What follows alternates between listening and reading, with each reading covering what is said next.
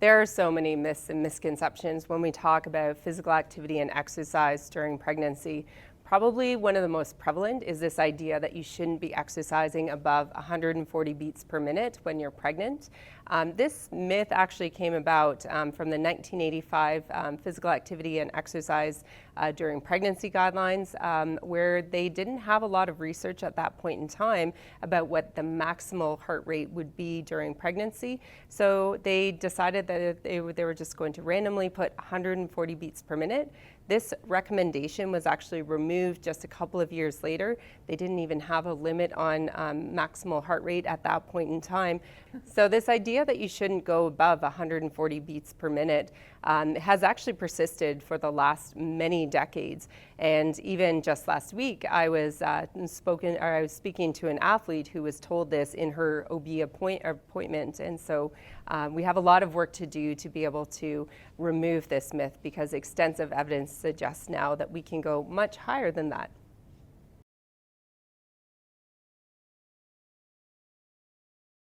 I led the 2019 Canadian Guideline for Physical Activity throughout pregnancy. With this guideline, we put together 12 separate systematic reviews, which were looking at a variety of different health outcomes. One of the key points that we were quite interested in was looking at whether or not being active before or not pregnancy was going to impact your overall health, to try and get at this question that if you weren't active before pregnancy, you shouldn't start during. What we actually found was that those people who were inactive before they were pregnant and started to exercise during pregnancy actually had some of the greatest improvements in their overall health.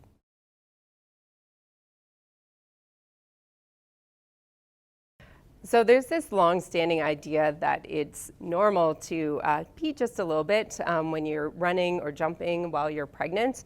While it's very common, it actually isn't normal. There's lots that can be done to help reduce the impacts, the symptoms and prevalence of urinary incontinence during pregnancy. So if you are experiencing some leaking when you're running, jumping, or even sneezing, I do recommend going to speak to a pelvic floor specialist to get it treated.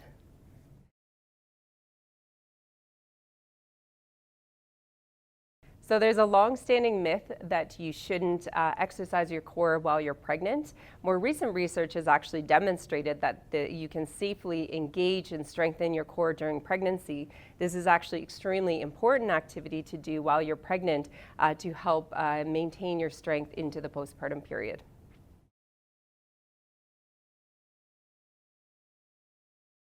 Most guidelines recommend avoiding heavy lifting or Olympic lifts during pregnancy. Now, this was originally put into most guidelines because there were theoretical concerns that it might not be helpful. We also were drawing from occupational lifting, where if you lift over 100 pounds per day, that it has been associated with adverse effects such as an increased risk of preeclampsia or an early birth. However, it's really important to understand that there's a very distinct difference between lifting for work and lifting in a recreational setting. And so new data is now emerging, which is actually demonstrating that if you did lift heavy weights before you were pregnant and continue during your pregnancy, that you actually have better health outcomes than if you were to stop the activity that you're used to doing in your daily life.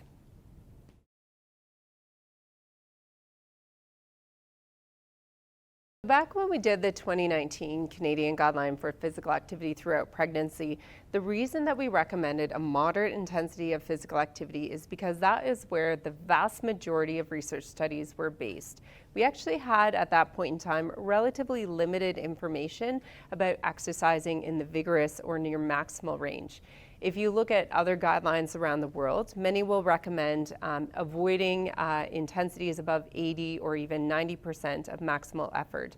However, we have emerging evidence which is demonstrating that if you engage in things like HIIT exercise, where there's very short bouts of high intensity exercise, that the fetus actually responds quite well, and we weren't seeing any adverse effects of this short duration of high intensity exercise.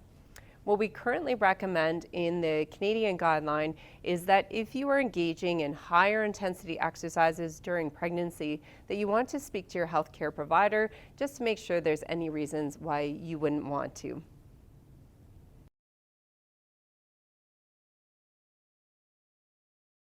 So there's lots of questions about what you can and cannot do in the postpartum period. One of the big questions that we get really often is whether or not you can exercise while you're breastfeeding. Breastfeeding is an activity that requires quite a lot of caloric expenditure, equivalent to about burning an extra 500 calories per day. So there's extensive data which demonstrates that you don't have an adverse effect on breastfeeding. Breast milk supply is maintained, the quality of the milk is maintained. The important thing is to make sure that you are well hydrated while you're breastfeeding and maintaining your energy intake to match the demand.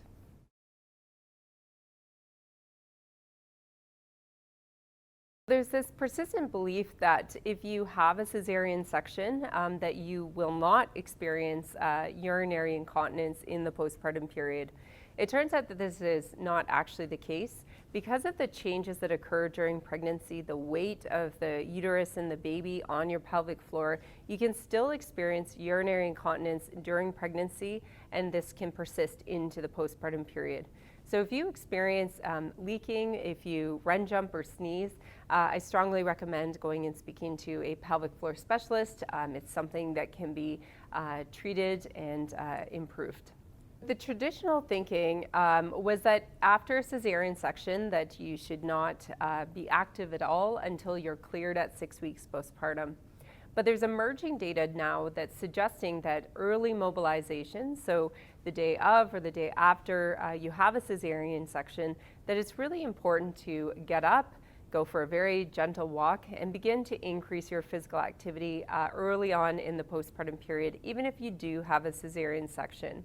Now, there's lots of data out there in other abdominal surgeries that also support this, but it'll be really interesting to see how things move along in the next few years, talking about post-cesarean section physical activity.